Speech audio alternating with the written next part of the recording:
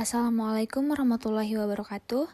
Perkenalkan, nama saya Teti Supianti dengan NPM 0221220068, kelas 5B Akuntansi.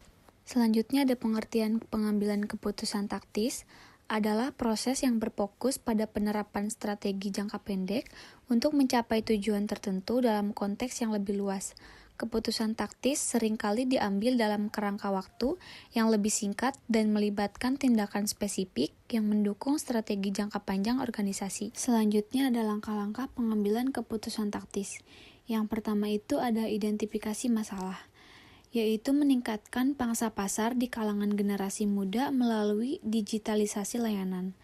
Dan yang kedua itu pengumpulan data.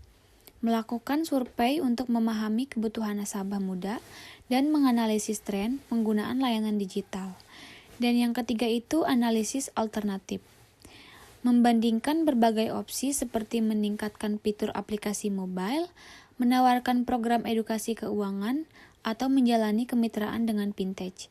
Dan yang keempat itu evaluasi biaya dan manfaat, yaitu menghitung biaya yang diperlukan untuk setiap alternatif dan memperkirakan manfaat jangka pendek dan panjang. Dan yang terakhir itu ada pengambilan keputusan. Memilih alternatif yang memberikan manfaat terbesar dengan biaya terendah.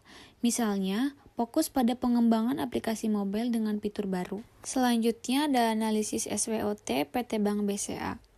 Yang pertama itu ada kekuatan, yaitu reputasi yang kuat. BCA dikenal sebagai salah satu bank terbesar dan terpercaya di Indonesia. Yang kedua itu inovasi digital, memiliki aplikasi mobile banking dan internet banking yang user-friendly dan terus di-upgrade. Dan yang ketiga itu jaringan luas, jaringan cabang dan ATM yang luas di seluruh Indonesia. Yang keempat ada layanan pelanggan yang baik, fokus pada pengalaman nasabah dan layanan pelanggan yang responsif. Untuk kelemahannya itu tergantung pada pasar domestik. Pendapatan sebagian besar berasal dari pasar domestik yang dapat membatasi pertumbuhan. Dan selanjutnya itu biaya operasional yang tinggi. Pengelolaan cabang fisik dan infrastruktur dapat menyebabkan biaya operasional yang tinggi. Dan yang ketiga itu resiko keamanan siber. Meskipun telah meningkatkan keamanan, resiko siber tetap ada. Untuk peluangnya itu, yang pertama, pertumbuhan ekonomi digital, meningkatkan penggunaan teknologi keuangan atau fintech dan e-commerce di Indonesia.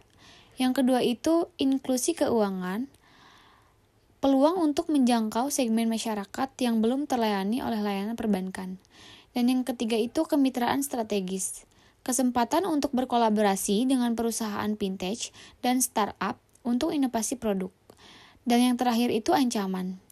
Persaingan yang ketat, banyak bank dan fintech yang menawarkan produk serupa dengan biaya lebih rendah. Yang kedua, perubahan regulasi.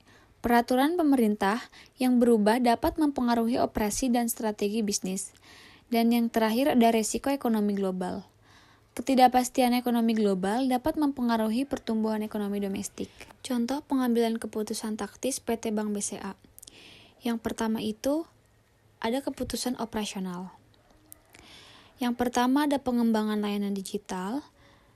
BCA mengembangkan aplikasi mobile banking atau BCA Mobile untuk meningkatkan pengalaman nasabah dan mengurangi biaya operasional. Dan yang kedua itu ada pengaturan jaringan ATM. BCA memperluas jaringan ATM untuk meningkatkan aksesibilitas dan kenyamanan nasabah. Dan yang ketiga itu ada pengelolaan risiko kredit. BCA menerapkan kebijakan pengelolaan risiko kredit yang ketat untuk mengurangi potensi kerugian.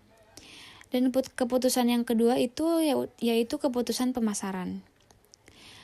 Poin pertama, kampanye promosi. BCA meluncurkan kampanye promosi atau BCA prioritas untuk meningkatkan kesadaran dan loyalitas nasabah. Yang kedua itu ada kerjasama strategis. BCA berkolaborasi dengan perusahaan lain untuk meningkatkan jangkauan dan kualitas layanan. Dan yang terakhir itu ada pengembangan produk. BCA meluncurkan produk baru seperti BCA Tapcash untuk memenuhi kebutuhan nasabah.